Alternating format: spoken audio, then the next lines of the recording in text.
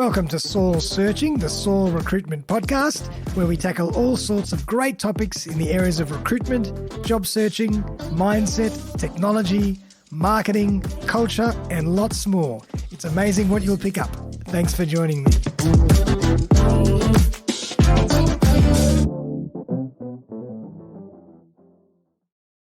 Welcome back, everyone. Darren Saul here, your host of Saul Searching, the Saul Recruitment Podcast. First episode for 2024. It's episode 57 with the fantastic Kylie Chown. How are you, Kylie? I'm really good, Darren. Thank you so much for having me. And I'm really excited to be the first guest for the year. Love it. And of course, Kylie's been on the show before. She's a LinkedIn supernova expert, lover, and she's got loads of great information and insights to share with you all about what's new with LinkedIn, AI, what might be on the cards for the next 6 to 12 months. So she's right in the mix of it all. And who better to find out from than Kylie? Amazing. Thank you so much. Pleasure. But for everybody out there who doesn't know Kylie, who hasn't seen or listened to the last shows, Kylie is a social media trainer and strategist and the current number 2 LinkedIn expert in the Asia-Pac region. With over 15 years of experience, she has worked with thousands of people to help them grow their business and careers using LinkedIn and managing their online digital brand. She has been featured in the Huffington Post, Social Media Examiner, Smallville Official Contributor, and HRM Online Australia, Canada, and America. In 2021, she was awarded Best Use of LinkedIn and was a finalist for Best Social Media Educator from the Social Media Marketing Institute. She was awarded Mentor of the Year in Marketing Silver in the Stevie Awards. She is Australia's first certified social media crisis advisor, certified as a social branding analyst by Reach in the USA, and founder of My Digital Brand, helping professionals, businesses, and corporates create a world-class digital brand. Kylie is also the co-host of the hashtag LinkedIn Local Brisbane CBD, the place to meet your online LinkedIn connections in person in Brisbane. Wow, I'm glad I got through all that. Wow, amazing. Thank you so much. It's great to be back. Welcome back, Kylie. Really nice to have you. Always great to chat to you. How was your break? It was really good. It was really good. So really good break, and I guess really excited to be back in it, particularly with LinkedIn and social media, and there's been so many changes in the last 12 months, and I think the coming 12 months are going to be quite similar in that respect. Yeah, I've actually noticed a few changes just in the interface of things, because I think Microsoft is really tightening things up now and just making sure there's no glitches, and it's just, I'm finding tiny little changes and things that are just working really well. Awesome. Yeah. So last year, LinkedIn rolled out more than 150 changes, and some of those changes were, like you said, maybe minor interface type changes to really kind of more significant changes and updates. Okay, awesome. Well, I mean, let's dive in. Why don't you walk us through some of the stuff that's happened? In particular, I want to talk a little bit about AI, which has become a big, talking point these days with social media platforms. But yeah, absolutely. Yeah, absolutely. So I think from an AI perspective, there's 2 elements to it. There's how LinkedIn has used AI, and that's something that they've done historically, as you know, with job recommendations, content recommendations, who to connect with, suggestions, etc. So that's been going on for a little while, but over the last 6 to 12 months, we've seen a lot of changes on LinkedIn that we'll talk about today, which have been really focused around that AI element of LinkedIn. I guess the other side of it, from my perspective, so we've got how LinkedIn uses AI, but then how users are using AI tools and tactics and different approaches to how they are engaging with LinkedIn. So I think it's really a two-sided situation. Yeah. So, I mean, in terms of, let's take the first one. Maybe give us a little bit of insight into what LinkedIn has done or Microsoft has done to really use AI for their own functionality. Yeah, absolutely. So from my perspective, it's really around the content side of it. So when I'm looking at LinkedIn, I'm looking at 3 areas: the profile, and I've seen LinkedIn bringing in AI with things around, suggestions on how to optimize your profile and recommendations in that regard. But then also from a content perspective is really where I've seen a lot of changes there. So things like, the collaborative articles are a really great example of how LinkedIn's introduced AI to generate an article and then encourages users to connect and engage in on that as well. Wow. Also using things like Microsoft Designer. That's a change that's coming through, but integrating with LinkedIn so that you can create images and graphics using AI through Microsoft Designer. Well, and things like that. Well, the thing with the changes is that they roll out over 5 stages and they're random and they're rolled out over a period of time and there's kind of no logical sequence. So some people might have these changes, and that's a really good point because there's going to be some people who might have these changes while they're listening, but you might also not have these changes. And if you don't have them, it's just really a matter of sitting tight until LinkedIn rolls it out to right. Very interesting. And I'm assuming that how you've got that content profile, that special. You can, if you're a content creator, you can change your to creator mode. Yes. Would they have more of these than other people? Yeah, so again, I've seen a lot of changes through the creator mode profiles.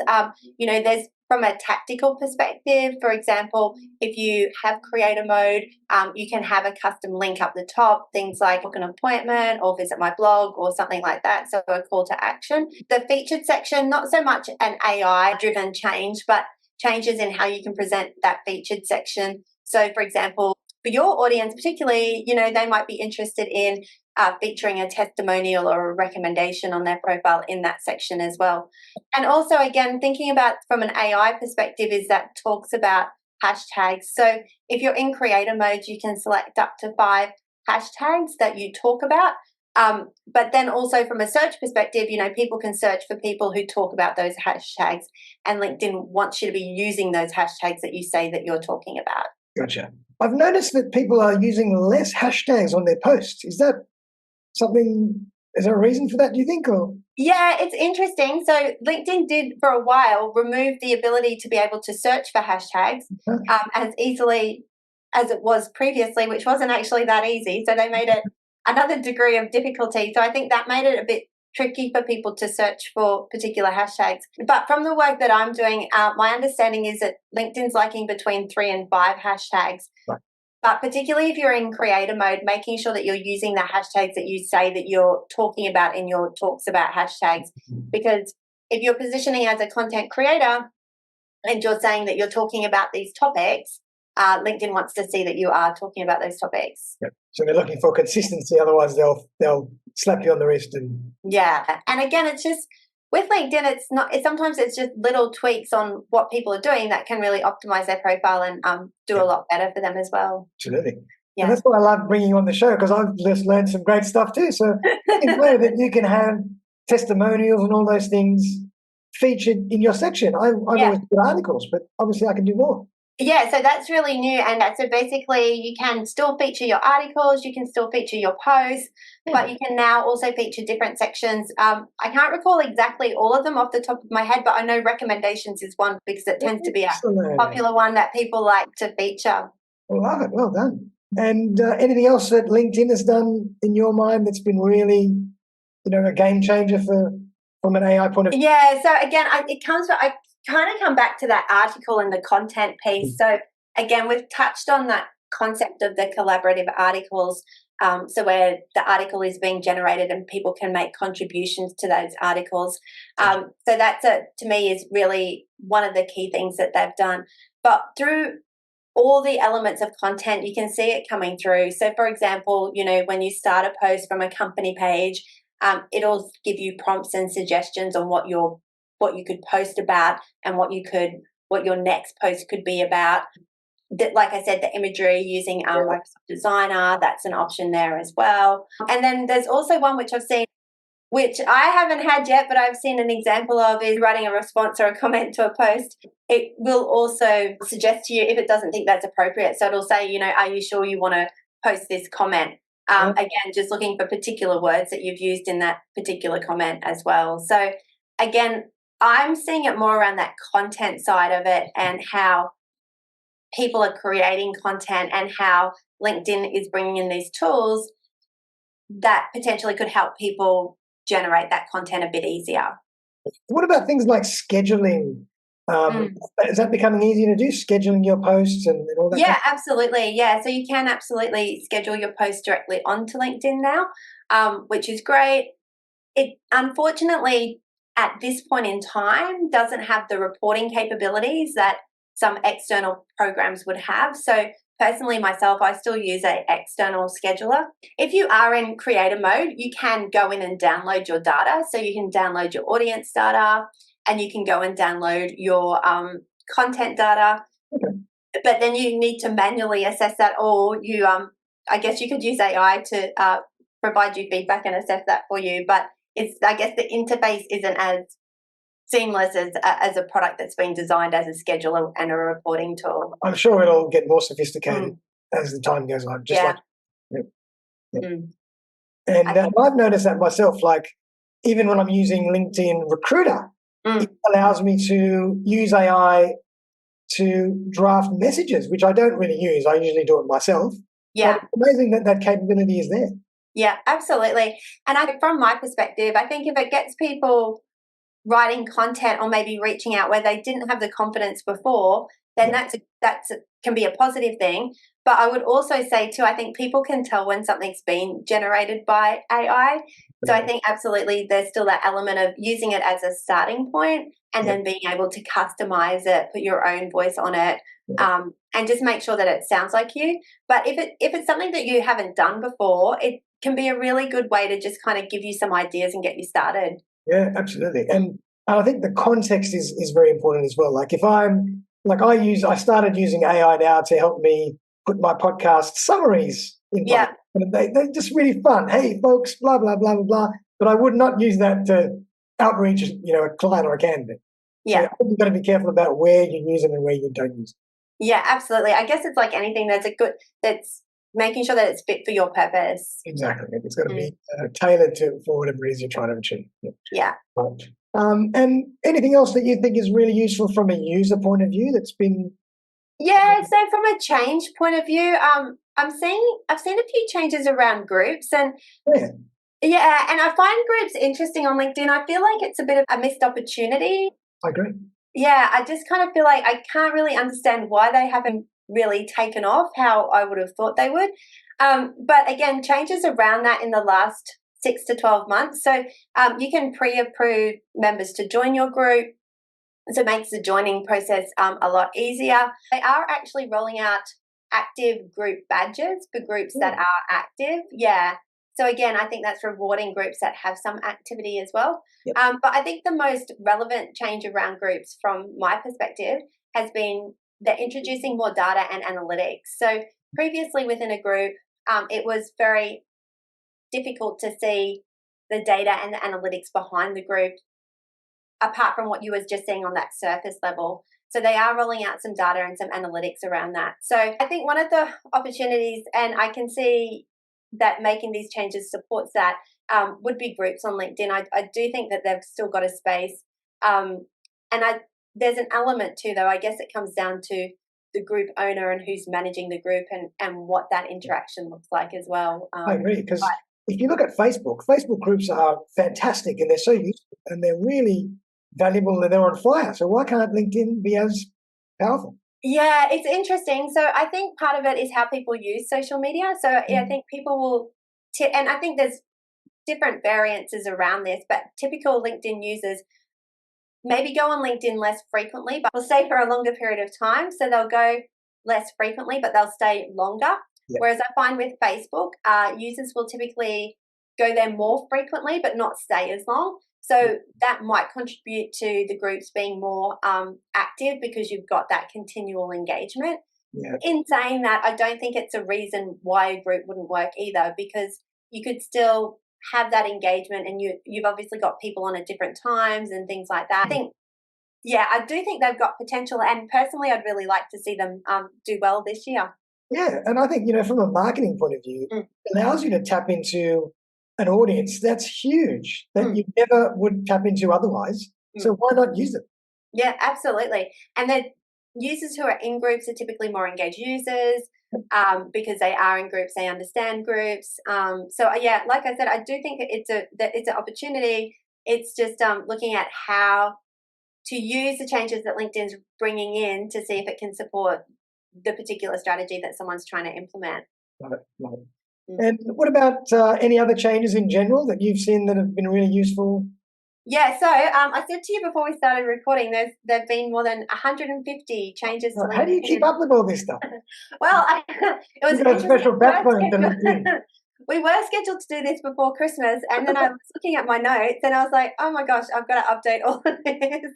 And that was only like 2 months ago. So yeah, so lots of different changes, and these changes can be really minor changes that users might not even realize or might not notice to really significant changes. Yeah. And what I would say about changes as well with LinkedIn when I'm talking to people is it's not about taking every change or taking every new thing and going, oh, I've got to do this. Yeah. Like, I've got to do collaborative articles because it's new. Yeah. It's really going, okay, what is this? Can this work for me? And what does that look like? So I think, when we're talking about updates, it's important to understand that when I'm sharing updates, I'm definitely not suggesting everyone needs to do all of these things. It's just picking these things and going, okay, cool, which ones are going to be best for you? But for example, one which I found was really interesting is that company pages and profiles, if you've got a LinkedIn newsletter, you can have up to 5 LinkedIn newsletters at the moment. Which is interesting for bigger businesses where they've got different product lines, or even service-based businesses who've got different areas of their business.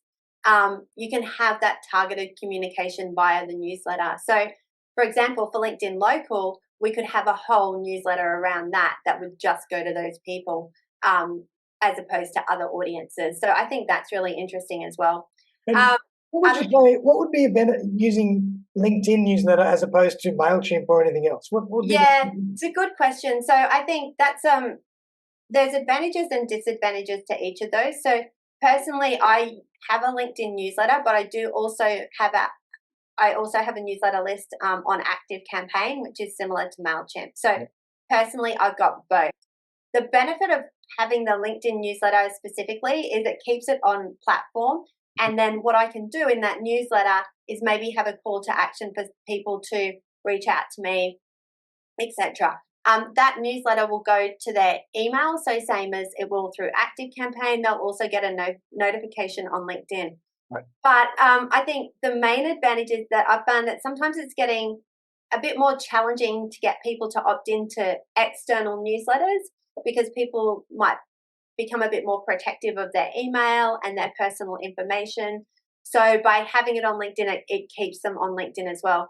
The other thing is it keeps all those newsletters together. So if I go to someone's profile and they've got a newsletter, I can see effectively all those articles there as well, and then use them in other senses as well. So personally, I've got both, and I'm like, well, if I'm creating the content for a LinkedIn newsletter, to put the same content to my mail list is a little extra step, but it increases the visibility. But again, it's that figuring out what's kind of right for particular people. Yep. And I think you've touched the nail on the head in that. I love the way you say people shouldn't just adopt every single change just because it's there. Yeah.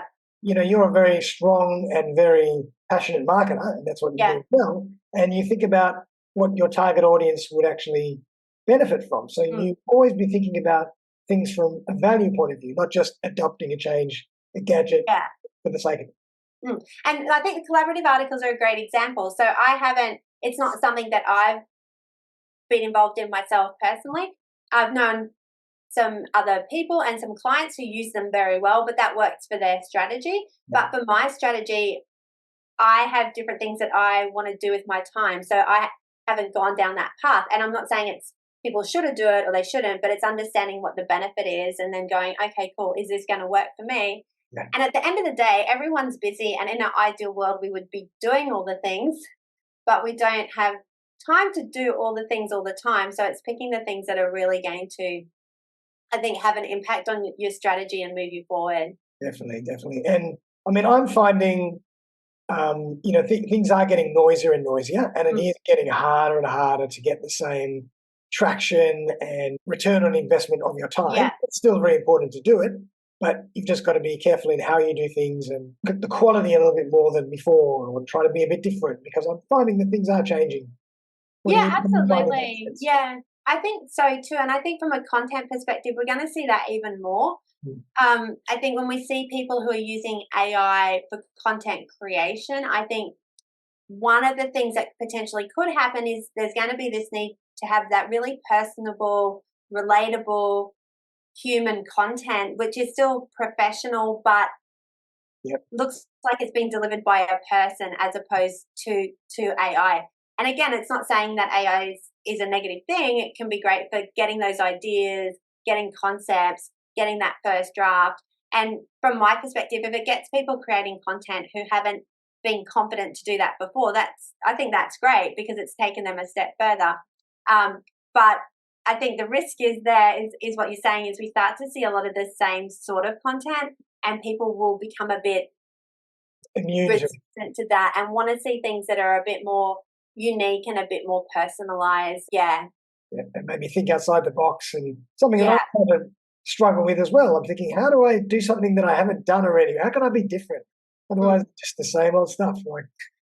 And that's why I love podcasting, because I have so many different great guests come on the show.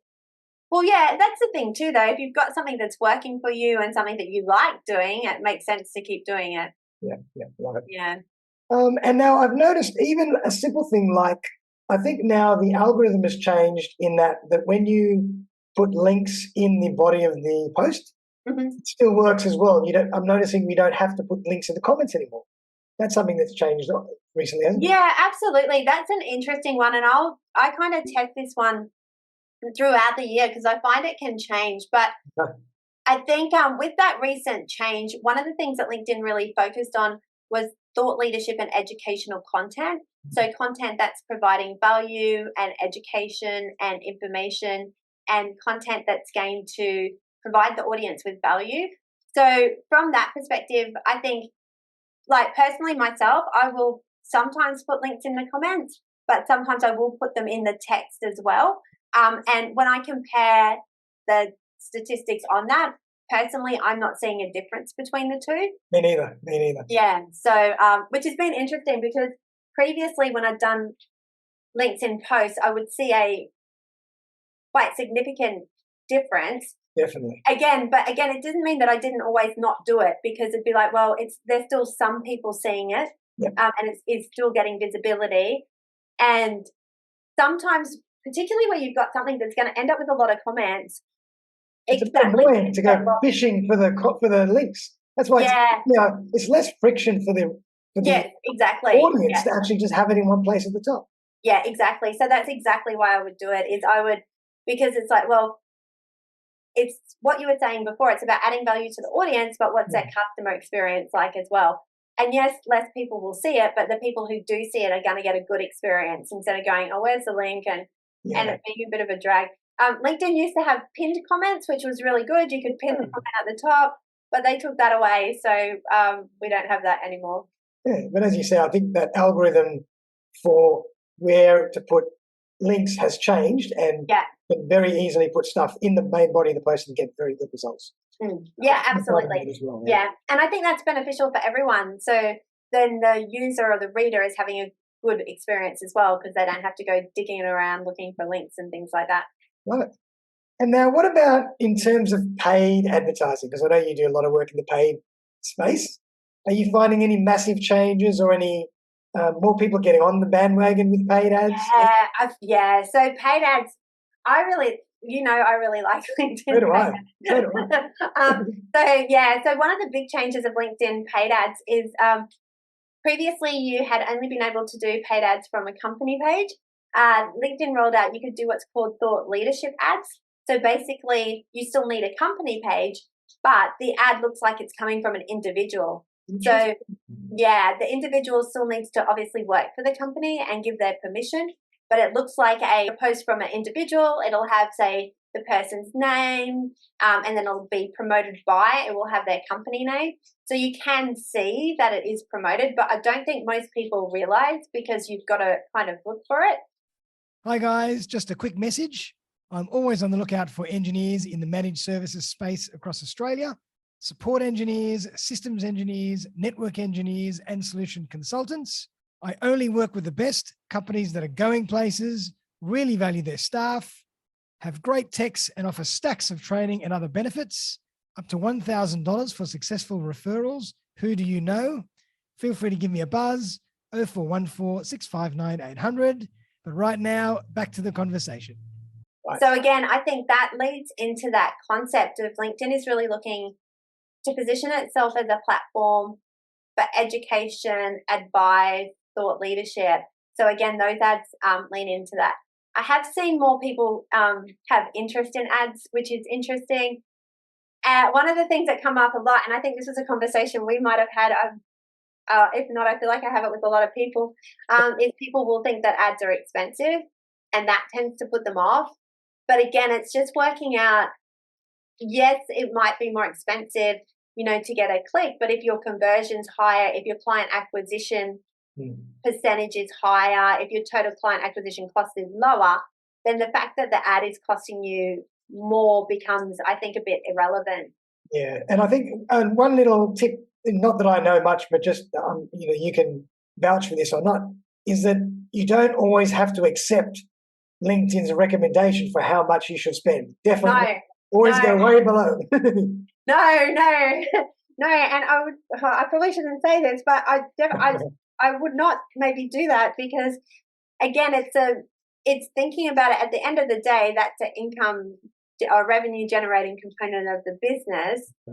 So yes, you might get better results with a higher budget, but you don't need to set your budget to what they suggest. I actually kind of go the other way with people. I suggest that they do the minimum that they can over a month period, but do the minimum that they can over multiple ads, just to do testing of images and copy. And as you know, like one little change, which seems really minor, can have a really big impact on an ad performance. Definitely. And one thing that I learned just recently, and I didn't know this either, so this is great for people playing around with sponsored ads and promoted ads. Yeah. But I didn't know that you could have multiple ads in one campaign. And for the same price, it's putting 5 different ads across your audience and not just one. I didn't know that.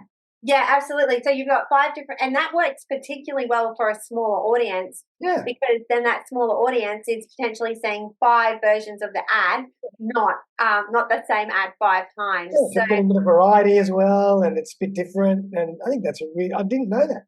Yeah, and really good for your split testing as well, because again, so that's a really easy thing that you can implement that's going to make your ads more effective.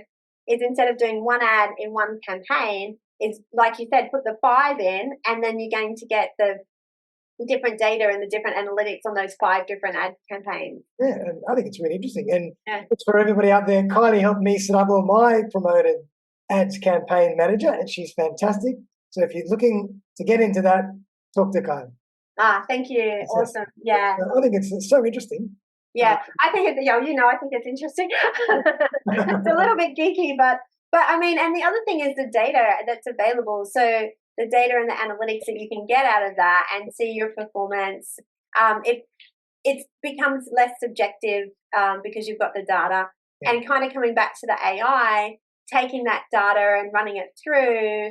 I've done that with a few clients where we've uploaded their data files and then got them to ask questions, what's the best day to run the ads? What's our highest performing ad? When should we not run ads? And really getting that information really quickly. Yeah, I think it's great. And even just, you can jump on and put a day in history and just see in the last day, how have things changed? What are the numbers? So I think the data that you can get out of it in terms of your performance is phenomenal. Yeah, absolutely. And I think understanding this is, again, makes it more cost effective, because then you can understand how your ads are performing, and you can remove budget from things that aren't performing to make it more effective as well. I think it's fascinating. But I think definitely as LinkedIn organic gets noisier and noisier and noisier, which it is, more and more people are going to start to play with promoted ads, simply because it ensures that you get your messages to the right people, the right target audience. And if you pay a little bit of money, it's worth every cent. Yeah, absolutely. And you can see that's historically what's happened with platforms as well is organic content starts off really, really good. And again, we've seen that with LinkedIn. I think organic content still does do well on LinkedIn, but like you said, I think definitely we see more just by the sheer increase in users coming onto the platform. There's going to be more content, and there's going to be a point where it gets to the point where I think you're going to have to maybe think about, is organic enough to get you the visibility that you want? So, Yeah. and I mean, you obviously do a lot of work in the marketing space as well. So, any tips or tricks or insights that you would suggest to people with their content in general? Yeah, absolutely. I think content in general, particularly if we're looking at the impact of AI on content, I think people are going to want to see that authentic, personable, relatable content. I think we absolutely still need to have our knowledge based content, and I'll still generate that because I do think that that's important. But I think people want to see, for example, the different mediums. So the podcast is a great example, right? So that's a content piece that you can't generate using AI. You've got to actually do it. Not yet, anyway. Yeah, you can have AI to support it, Yeah. but you've got to be the one who's actually doing it. So I think things like podcasts, videos, this type of content, Yeah. people will move towards that if they're comfortable, just because it's not AI, if that makes sense. I totally agree. And generally my podcasts, videos and things do way better than a lot of the other content. Yeah. I think it's a great marketing strategy. Yeah, absolutely. Yeah, definitely. And people get to see you and they get to hear your thoughts. And again, it's not something that's been generated. And I think it's a great example because you can have AI supporting it in the background, but at the end of the day, it's you're facing the content. And I think that's what we're going to start seeing more of. And it's very educational as well. Like you can really dive into a topic and really give people lots of value. Yeah, absolutely. Awesome. Yeah, definitely. It's great. And is it true that, like I'm finding this myself, but if I repurpose something or regurgitate something that I did a few weeks ago, it doesn't do as well sometimes. Does LinkedIn penalize you for that? Yeah, so that's interesting. I've been testing this out myself. I'm finding shorter posts, so shorter post styles, if I regenerate those, tend not to do well at the moment. And I always kind of say at the moment because things change. You never know. No. At the moment, I'm finding I can still reuse a lot of my longer form copy and a longer form content, and that's going okay. Yep. But I do need to be changing a significant portion of it. So again, I think if we look at the main algorithm change that happened, there was a lot of variances around it, but it really kind of came back to this concept of providing value, providing education, providing knowledge-based content, and providing unique insights. And that was one of the things that they specifically said. So that kind of doesn't surprise me that it might penalize that because it's then no longer unique. Yeah, totally get it. And I understand why we do it because, only a small percentage of your audience is going to see anything that you do. Yeah. So you can repurpose stuff, but I suppose you've got to be really fresh and give it a new face and be very varied so LinkedIn. Yeah, it's tricky because like you said, like if you do a post, not all of your network is going to see it. So, there's that missed opportunity for those people who didn't. It might be taking the same post, but maybe changing it up a little bit, changing some of the copy. Putting a graphic on top instead of a video or a picture of you instead of a just written or whatever. Yeah, just making it a little bit different. Giving it a bit of a zhuzh. Yeah. I love it. And so what do you think about the future? Do you think that any insights into the future with LinkedIn? What's going to change again? Or? If we look at the future, I think AI is going to continue to have a place on LinkedIn. I think we're going to see more updates that are AI driven from Microsoft LinkedIn perspective.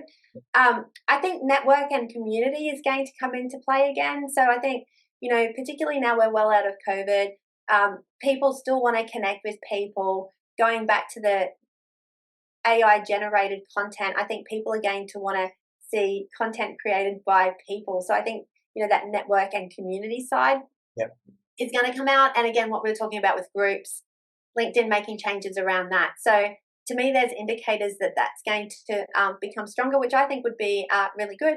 I think potential changes around privacy and improved privacy and that data security side of it. So LinkedIn also, rolled out a verification process where you can have your profile verified. So I'm thinking we'll see more of that. And again, I think by nature of the environment, people are going to expect their data to be secure and their contacts and their private information to be secure. And lastly, I think the content, again, I think we'll see a change in the content. I think people are going to go to LinkedIn but want that kind of more personable, relatable, person-centric content, such as like the podcasts and the videos and things like that. Totally get it. Like I read the first few lines of a post and then I'm already thinking to myself, what's in it for me? Like, if this has got nothing that I'm going to get out of it, I don't even bother. So, it hasn't provided value. But in saying that, we could talk this time next year and we could all be different. Yeah, absolutely. The picture of a dog could do better than anything. Anything's possible with That's right. So, and I guess that's the exciting thing as well. Yeah, you don't know what's going to happen. Yeah. And again, it's just, I think about it and talk to people about, don't get overwhelmed by it. Don't think that you have to do all the things. Find the things that work for you. Find the things that give value to your audience and stick with those. Yeah, definitely. I think we haven't talked much about profiles, but I still think profiles are really important. The personal profiles, the company profiles, as you know. And again, kind of now, even more so than before, people will learn about people online. So that whole concept of your digital presence through your profiles and things like that will, I think that's going to become significantly more important as well. I think it's really important. Like your profile is basically your personal or professional website. People will jump on that before they do anything else. Yeah. So it's got to have a great, catchy, a few lines at the top. It's got to have lots of recommendations. It's got to be the body. It's got to explain what you do. You've got to have some articles. Like you've got to give it some substantiation so people can really see that you're a credibility and a thought leader in your field. Otherwise, it's just an empty shell of a profile. Yeah, absolutely. And all the things that we've talked about today won't be as effective if you don't have your profile looking good. I want to say looking good, but sometimes it's even just looking reflective of who you are in person. I talk to a lot of people and I'm like, oh my gosh, you're amazing. They tell me all their cool things and they've done all this stuff. I'm like, oh, that's really cool. And then I look them up and I'm like, none of this is here. Yeah. So it's not about making it kind of bigger and bolder than who they are. It's usually just actually lifting it to match them in person. So true. I love that. Really, really good point. I'm glad we touched on that because people, before you get so excited about posting and doing all that stuff, make sure your profile actually is strong enough because if people come back to it and they see nothing, it's not going to be as effective. Just like your website. If you drive people back to your website and it's rubbish, you've lost them. It's almost, it's a negative credibility. Yeah, I was going to say it probably does more harm than good in some instances as well. And like you said before, it's where people go. So if I put someone's name into Google, it's highly likely their LinkedIn profile is going to be in the top search results. And it's organic content. So I'm going to go and click and go. And I do it all the time. Like if I'm looking to engage a supplier or something for the business, the first thing I'll do is Google them, look at their LinkedIn profile and go from there. Yeah, absolutely. And what about the other change? I've heard lately that all of a sudden the new Clubhouse version of LinkedIn is here. Oh. The audio, the audio chat, meeting room, whatever it is. Yeah, that's really interesting as well. So you can have your version of audio rooms. Again, not something that I have personally done myself. And same with LinkedIn Lives as well.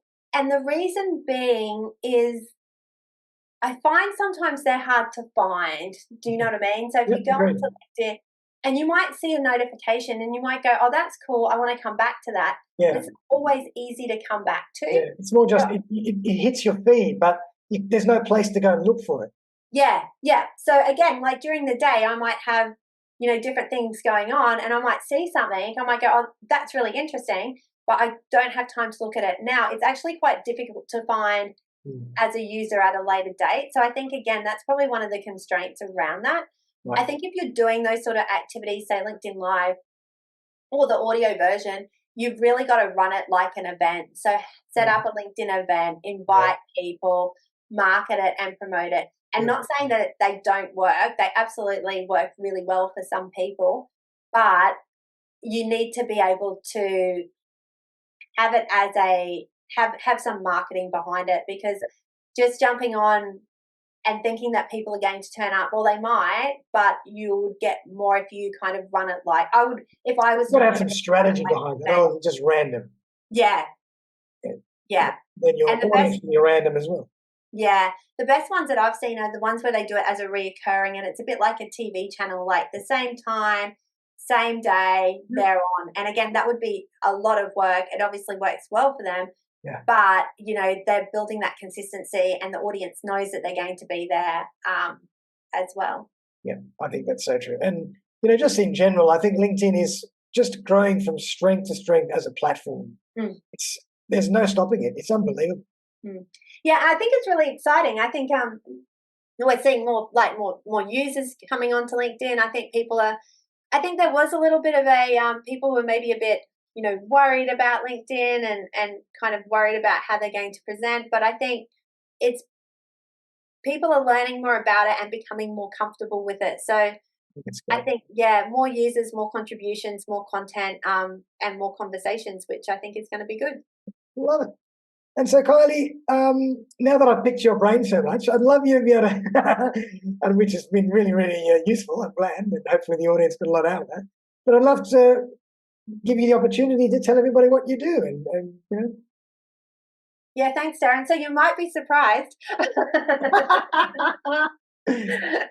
Yeah, so the majority of the work that I do is centered around LinkedIn. So profile development, done for you, coaching, training. So if people want to connect with me, the best place to do that would be on LinkedIn. So if they did want to send me a connection, I'd be happy to connect with them and have a chat to them. But essentially work with professionals, teams and organizations to help them optimize and reach LinkedIn primarily for businesses and then their careers. Well done. And obviously you do a lot of work on the organic side as well as paid advertising. So yeah, absolutely. So I think I am a bit of a fan of paid advertising, but I do also have a lot of people who I work with who don't have to be honest, they probably don't have the need for it, because again, what organic's doing for them at the moment is doing enough. So again, and the benefit of the organic is that it's the long tail effect. It's always there. People can see the history and things like that. But it's all just steps in the process. So like you said before, having the profile right. Okay, now the profile looks really good. Okay, what's your content look like? Cool, that looks really great. But then also thinking about who their audience is. So who are they reaching out to? Who are they connecting with? And who are they engaging with? Yeah, I think it's so true. You have to really take a step back, and just like what you were mentioning before, you have to build a campaign and a whole strategy around what you're actually doing on the platform, rather than just do it for the sake of doing it because people say you should be doing 3 posts a day. But yeah, 100%. Why and how you're doing it. Yeah, 100%. Yeah, and that's the thing. And that's when the tools work really well, because like I said, 150 changes, there's 150 things that you could be doing. Wow. But we could, if we know what the strategy is, if we know what you want to achieve, then we can go, okay, cool. These are the 3 things, or these are the 5 things that are going to start with those. Focus on. Yep. And obviously, what are your, I don't want to put you on the spot, but what are your thoughts about using other platforms at the same time as using LinkedIn? Yeah, absolutely. So again, I think it comes down to your time and resources and things like that. Yeah. I've got some clients who are across all platforms, so they'll have a specific strategy for maybe LinkedIn, for Facebook, for Instagram. They'll be across all different platforms. I've got some clients who use LinkedIn as their primary platform and just duplicate content across to other platforms just for that consistency and visibility. Again, I think it comes down to your audience, so knowing where your audience is, and then your resources, and then going, okay, cool, this is where my audience is and these are my resources, so this is where I'm going to spend my time. And to be fair, I don't think, there might be some instances where another platform might be more suitable to someone than LinkedIn, and then I would definitely encourage them to look at that as well. Yeah, very true. I mean, there's certain platforms that are better suited for certain audiences, certain demographics, certain areas, certain products and services. Absolutely. So marketing is not a one size fits all. No, it's not, and I think that's what makes it interesting. It's just kind of fun, it's like a code you got to break. It's like, it's like creative. Like always trying to work out how to crack the code. Yeah, my whole life, but anyway. Yeah, then I guess the added, and then you've got the added complexity of that they potentially will change the rules as you go. That's right. Nothing ever stays the same. And when this is just working well, something changes, and you got to find out another way to do it. But it's a game. It's kind of fun. Yeah, that's it. And that's why I think if you're in any kind of marketing, as you know, I think you've got to enjoy it because there is that element to it. It's just a lot of fun. And I'd love you to tell everybody a bit about your Brisbane LinkedIn meetups. Oh, yeah, thank you. So I co-host LinkedIn Local here in Brisbane, so LinkedIn Local Brisbane CBD. And so we host events every second month on the Wednesday of every second month. And that's really about making a connection, having a conversation and being a part of our community. So we have LinkedIn education, we'll have a speaker. Yeah, and it's just a place to meet people who you might have met on LinkedIn but haven't met in person. And it's a really great way, I guess, to meet multiple people, particularly if you don't like drinking lots and lots of coffee. You can come to one place and meet them all. Absolutely. Yeah, awesome. Well, Kylie, thank you so much. It's been an absolute pleasure having you on the show again. And no doubt you'll join us again when there's lots of other new things to discuss, which I'm sure will be very soon. But if anybody's out there that wants to get involved with either more on the organic side of LinkedIn or paid, have a chat to Kylie. She really knows her stuff. She's awesome to work with, and I'm a huge advocate of her, and she's done a lot of work with me.